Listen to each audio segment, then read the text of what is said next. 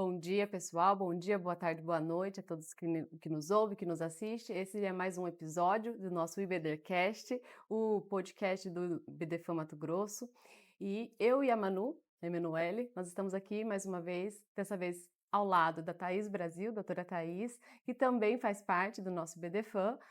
Thaís Brasil, que é presidente da nossa Comissão de Diversidade Sexual, é mestrando em Direito, é também vice-presidente da Caixa dos Advogados aqui do Mato Grosso, e nós três, com muita honra, estamos aqui para receber e para celebrar a vida de da nossa Maria Berenice Dias.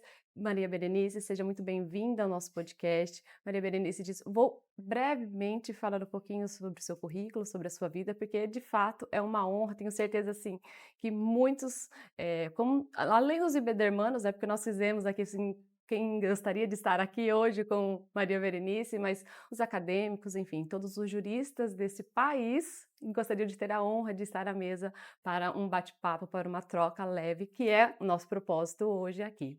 Maria Berenice foi a primeira mulher a ingressar na magistratura do Rio Grande do Sul e a primeira desembargadora do Tribunal de Justiça. Atualmente é sócia do escritório Maria Berenice Dias, que atua nas áreas de direito de homoafetivo, famílias e sucessões. É uma das fundadoras do nosso BDFã. Seja bem-vinda, doutora. Que alegria! Olha, eu estou muito, muito feliz de estar aqui, de ter vindo a essa terra e não podia perder esta oportunidade de conversar com o IBDFã, que esse foi um sonho que nós sonhamos há muitos anos atrás, eu e o Rodrigo, e quando a gente vê assim, sabe, um núcleo tão efervescente como esse, cheio, tão participativo, sabe, assim, compensa toda essa nossa trajetória. Então, às vezes eu me encontro com o Rodrigo assim, Rodrigo, quanto que nós um dia sonhamos em chegar onde nós chegamos a ponto, e acho que nós podemos ter orgulho disso, né, de nós termos mudado o direito de família, o direito das famílias, como eu prefiro, no mundo, tá? E isso se deve nem a mim, nem ao Rodrigo, mas a todos nós, sabe, que nos empenhamos e nos dedicamos a olhar o direito sobre um olhar mais sensível, mais atento, no fundo assim, a procurar ver a realidade da vida como ela é. Então, estou muito, muito feliz de estar aqui. E já para iniciar, então, a nossa troca aqui, a nossa conversa, em alusão ao nosso mês de março, mês da mulher, um mês que celebramos as conquistas até então, mas também de reflexão daquilo que a gente ainda precisa caminhar. Nesse sentido, nós vemos que nos últimos anos a gente tem, tem tido lutas, mas tem tido a situação da perspectiva de gênero, tentando trazer essa perspectiva de gênero para as decisões judiciais e agora com o reconhecimento do cuidado, algumas decisões já. Como que a senhora vê desde eu digo isso porque enquanto iniciou, né, uma mulher, uma pioneira, uma jurista de referência e principalmente enquanto mulher que produz ciência, que produz o direito aqui nesse país, né. Então é uma honra, é uma alegria ter você aqui para poder falar como que você o seu olhar a respeito dessas novas decisões, né, desse uma conquista e o que também o que que tem pela frente, o que que a gente precisa Eu acho caminhar. assim, essa foi uma conquista nossa, né, então Exatamente. acho que este buscar e não termos, medida para eu sempre assim, nós temos coragem de ousar. Acho que essa aliás, é uma característica muito feminina, eu acho que talvez é isso que assuste tantos homens, acho que por isso aumenta tanto às vezes a violência doméstica, enfim, sabe, nós fomos atrás de termos visibilidade, sabe, de sermos respeitadas e termos a liberdade de ascendermos aos postos de poder, sabe, que nós temos o direito de, sabe, nunca esse negócio de nos confinar dentro de casa só para ser mãe, sabe, e não ter sonhos nenhum, sabe, isso tudo nós conseguimos ir mudando com o tempo, hã, tá bem que se tem a família, mas que a gente não se resume só a isso, né, que a gente tem que ter então, assim, ó, no momento que a gente começa a trazer a necessidade dessa reflexão, né, de que, bom, se nós temos direito aos espaços de poder, e temos, né, ter as nossas próprias realizações, sabe, então, assim, todos esses encargos que sempre foram atribuídos exclusivamente à mulher, que agora se chama dever de cuidado, por que que fica tudo só nas nossas costas? Que é a realidade, infelizmente até hoje de hoje, né. Então, aí fica a tal da dupla, tripla jornada de trabalho, e isso é algo que nos exaure, né? No fundo, é uma maneira de nos discriminarmos. Então, porque nós não temos a oportunidade de estudarmos, muitas vezes de trabalhar, né? Porque acho que a gente tem que ficar em casa, e às vezes as próprias mulheres acham que tem que ficar mesmo, porque isso vem da nossa cultura De e criação, de né? criação. E simplesmente sim, não, mas então, se nós estamos ocupando, também somos provedoras, né? Porque a ligação do não, mas eu saio para trabalhar, tu fica em casa cuidando dos filhos, né? E da casa, e do marido. Sabe? No momento que nós conseguimos isso, e devemos isso ao movimento feminista, sabe? Nós temos que começar a resgatar isso. Não, mas isso aí não é uma tarefa só nossa, né? Aliás, está na Constituição, está no Código Civil, está no ECA. Então, assim, o que nós começamos a buscar foi isso, sabe? Esta mudança, né, de olhar, essa perspectiva de olhar, também ciente dessa realidade. E que, no fundo, e acho que essa mudança se deve assim, a se dar em conta da necessidade de a justiça enxergar, sabe, esse desequilíbrio, né, entre De que é diferente. de que Não é tem, diferente, né? tá? Apro- des- E que não tem assim, ó, como atribuir exclusivamente à mulher, e isso nenhuma encargo e obrigação com relação ao homem. No fundo, isso nos discrimina. Entendi. E quando a gente fala em perspectiva de gênero no direito, ainda as pessoas acham que é só sobre um viés ideológico. Mas, na prática jurídica mesmo, o que que a senhora acha que significa julgar um caso sobre perspectiva de gênero com realmente o olhar da resolução do CNJ aplicando a um caso concreto num processo de família? Bom, em primeiro lugar, é enxergar esse desequilíbrio das partes. Que às vezes, porque assim, como está escrito que a igualdade está na Constituição, logo que saiu a Constituição, enfim, vamos dizer, bom, agora é todo mundo igual, então não precisa mais. Tanto que assim, ó, o Código de Processo Civil acabou com o foro privilegiado da mulher. Ah, não precisa mais, porque ela é igual. Não é igual. Igual para chegar lá. E no momento que veio essa resolução do CNJ, que é vinculante, o juiz não pode deixar de aplicar.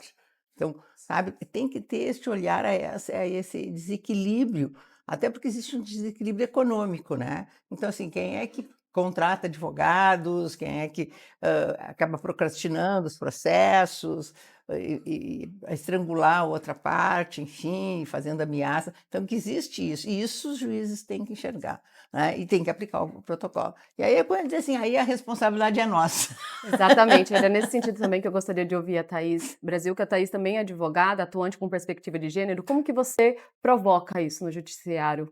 Como que você traz isso para a prática da advocacia? Bom, primeiro que em todas as minhas petições, de imediato, preliminarmente, eu já faço um tópico bem aprofundado em relação, lembrando o magistrado sobre o protocolo e explicando porque naquele caso específico, o que está acontecendo ali que está diretamente ligado ao protocolo, já para facilitar esse trabalho da identificação do juízo.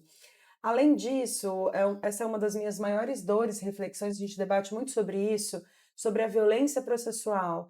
Ainda não está, não vou dizer nem óbvio, não está claro que os processos são utilizados como instrumentos de violência contra a mulher. As mulheres, elas estão tendo que lidar com 10, 20, 15 processos e isso acaba se misturando nessa ideia do direito da outra parte de poder buscar o judiciário para resolver isso. Eu, respondendo a pergunta, né, eu uso muito a possibilidade, inclusive, da violência processual, da violência vicária, dou o nome, como a professora nos ensina, que aquilo que não tem nome não existe, Exatamente. e busco, inclusive, a depender da situação, a própria delegacia da mulher, que hoje a gente tem uma delegada maravilhosa, que identifica a violência processual, coloca tipificado como violência processual, mas eu ainda não encontrei um meio de barrar. Como a gente faz para parar, para que não venha um novo processo, né? Inclusive, se a E que professora assim, ó, se a gente se dá conta, no Código de Processo Civil, eu acho que lá no artigo 139, se eu não estou equivocada, tem exatamente dentro dos deveres do juiz, evitar esse tipo de procrastinação, de uso abusivo de recursos e tal. Só que a penação com isso, ela é singela, né? É uma multa. E a multa dentro das relações familiares acaba, às vezes, prejudicando a própria mulher, Porque vai pagar a multa com que dinheiro? É Uhum, normalmente o direito uhum. da família. Mas assim, então, eu acho fantástico o que está fazendo, eu acho que isso todos nós temos que fazer, gente, nós temos que sempre trazer o protocolo, porque assim, tem muito juiz que é contra o protocolo. Por quê? Porque o juiz sai da sociedade, a nossa sociedade ainda é discriminatória, machista, né, Muito. sexista, enfim, misógina. Então, sabe, nós temos que, como sempre, né, somos nós, advogados, que levamos ao judiciário, sabe, as demandas que nem estão na lei, mas dentro dessa ordem. Por isso que essa história da justiça cega eu detesto. Eu detesto. A justiça tem que ter os olhos bem abertos, sabe?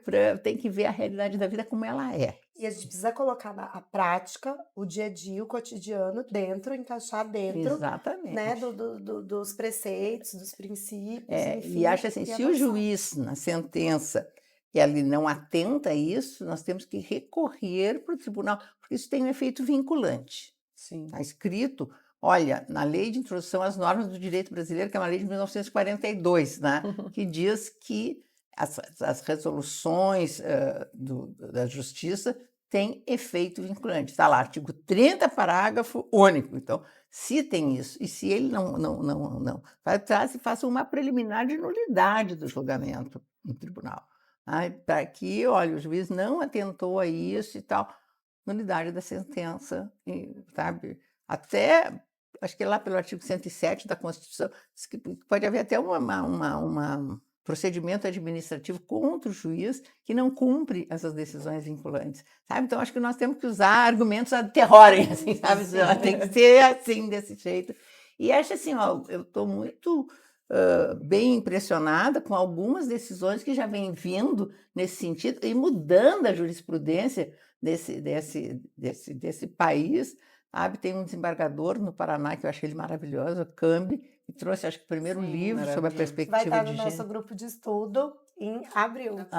Isso aí, ele é Em maravilhoso, né? maio, já ficou E convite. ele é desembargador, aí não é só do Paraná. Eu consegui agora no Rio Grande do Sul, eu já estava aqui quando eu recebi a notícia que o juiz fixou alimentos para os filhos em um valor, atentando ao fato de que, bom, o pai vai conviver só fim de semanas alternados, isso não é cuidar do filho, e então fixou num valor maior, porque no fundo a mulher está desempenhando sozinha um dever que não é só dela. Sabe? Exatamente. Então, assim, você entende que esse já é um outro olhar, Sim. né? Então, acho que isso vai mudando a sociedade, vai mudando o direito, e nós temos esse compromisso de fazer, sem dúvida O nenhuma. protocolo ele nasce com esse reconhecimento do que é aquilo que é estereótipo, uma condução processual, mas a Thaís também, né, a doutora Thaís, tocou num ponto muito importante que é o reconhecimento das violências, da necessidade de se reconhecer. E no fim, nós chegamos que o direito é luta, né? E o direito das mulheres é em constante luta. Mas para além também do direito das mulheres, a doutora Maria Berenice também é fundadora do Estatuto da Diversidade Sexual, também a gente sabe do seu ativismo. E eu gostaria de passar a palavra também para a doutora Thaís, para que desse continuidade. Perfeito. Doutora, a senhora é essa nossa referência na luta pela população LGBTQIAPN+. Inclusive, a senhora é a primeira, né, pessoa, autoridade, a cunhar o termo homoafetividade, à época em que ainda falar a palavra gay ou homossexual ainda era um problema e a gente nem imaginava, e a doutora avançou já trazendo a temática da homoafetividade. É claro que nós conquistamos muitos direitos ao longo desse período, sempre por meio do judiciário exclusivamente, o que ainda é uma lástima e motivo de vergonha para a população brasileira, mas considerando que nós avançamos para pautas mais óbvias, pensando especificamente no judiciário, principalmente nas relações de família homoafetiva, o que a senhora entende que ainda é um desafio para as famílias homoafetivas no judiciário, ainda nos tempos atuais? Eu até, assim, louvo muito o judiciário por ter sido o único que teve um olhar voltado para o reconhecimento desses direitos. Mas quando eu acabo de dizer assim, eu louvo o judiciário, eu louvo os advogados. Quem levou esta pauta fomos nós, né? Sim. Eu comecei essa luta lá no ano de 2000, ninguém entendeu por que eu era desembargadora à época e tal. resolvi, comecei a dizer, não, nós temos que... Trabalhava na presidência de uma Câmara de Família, que, aliás, é algo que nós temos que fazer em todos os tribunais. Gente, aí fica aqui a sugestão, nós temos que ter ou câmaras especializadas ou câmaras preferenciais. A questão de família não Não. pode ser distribuída entre todos os desembargadores, sabe? Tem que ter isso, então vamos batalhar. Tem uma resolução do CNJ que foi expedida a pedido do IBDFAM, de todos os tribunais terem Mais essa um. especialização. Vamos anotar como Já tô mais um. anotando aqui, ó. Não, é isso Tá no celular aqui com as tarefas. E assim, não, temos que reconhecer. Então, eu era presidente de uma Câmara lá e vi que trabalhava com direito de família, enfim, eu já estava muito envolvido no movimento de mulheres, pela discriminação, que a justiça tratava sempre as mulheres, as leis também tratavam, né? Eu disse, não, mas para lá, nesse conceito de família, não estão as famílias formadas por pessoas do mesmo sexo. Bom, aí fica assim, união homossexual, fica só sexo, sabe? Isso parece assim, quem falava em homossexual parece que só enxergava duas pessoas na cama e isso gerava uma certa repulsa, assim, mas a relação não é da ordem da sexualidade, é da ordem da afetividade, porque família, e esse foi, acho que assim, a grande construção do IBDFAM é uma relação de afeto, isso tanto que vem na Lei Maria da Penha.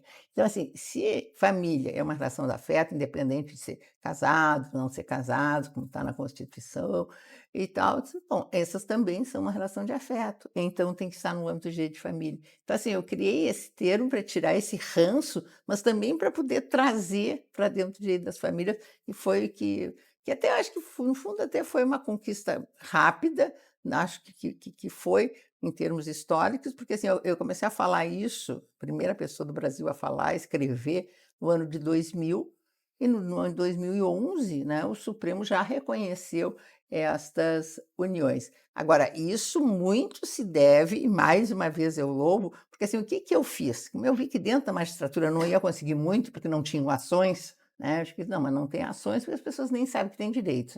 As que acham que têm direito procuram um advogado, o advogado não quer pegar para não ficar com fama de homossexual, para estar defendendo o homossexual.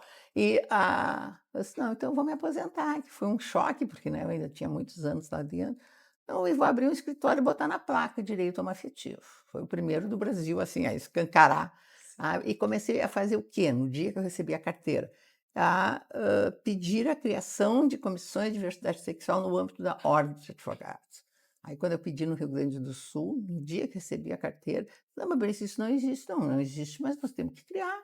Aí eu saía pipocar e tal, e aqui foi um dos lugares Mato Grosso foi a primeiros. primeira comissão da diversidade sexual. Isso, junto com a... E aí, quando eu acabei publicizando isso, o presidente da Ordem disse assim, mas não tinha sido para nós, tu tinha pedido em primeiro lugar. Eu disse assim, eu pedi, mas vocês não criaram. Agora quer, Mato Grosso. Eu fui ao Mato Grosso, pedi no mesmo dia que eu estava lá, já saiu a portaria. Depois fui para Pernambuco, foi a mesma coisa, saiu na hora. Então, né? E foi isso que fez a mudança. Então, eu consegui, depois a criação de uma comissão nacional da diversidade sexual, no âmbito do Conselho Federal, criei mais de 200 comissões, e foi esse que deu esse afluxo de ações na Justiça tão significativa que rapidamente se construiu uma jurisprudência. Né? Então, assim, é isso que nós temos que fazer, sabe? Movimentar a justiça. Então, todos os aspectos que se pensa e que se quer, sabe? Acho que essa sempre é uma responsabilidade muito nossa que advogamos. Eu gosto de dizer que nós, como advogados, somos os primeiros juízes da demanda. Com certeza. Então, a gente que lutamos, né, na advocacia diariamente, temos que ter essa criatividade pulsante para poder a gente trazer grandes transformações.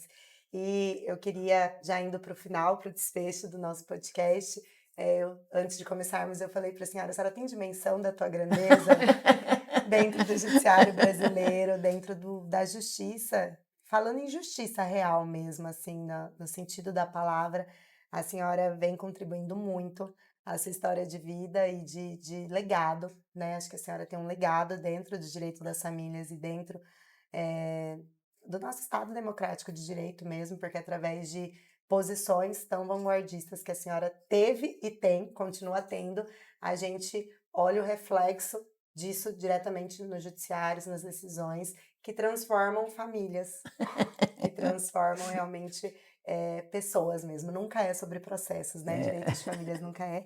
E como presidente do IBDFAM Mato Grosso, eu quero agradecer a honra de ter a senhora aqui no nosso podcast, um presente especial para todos os IBDermanos sobre o Dia da Mulher, né, do mês de março. É uma da ação do nosso mês de março, a senhora aqui conosco.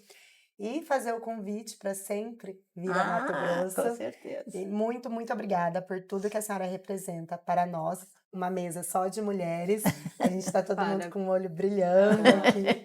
E como advogadas familiaristas. Muito obrigada. Foi uma honra Obrigada estar com pela vocês. sua luta. É. Obrigada, meninas, que a gente siga mudando a nossa história.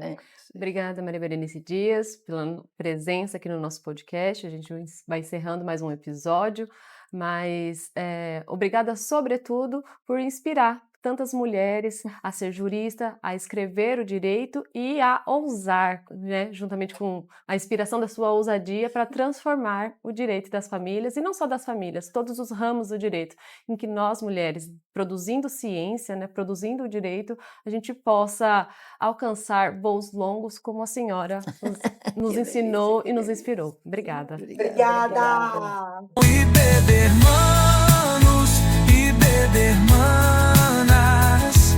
unidos em missão, semeia a justiça viva com a fé.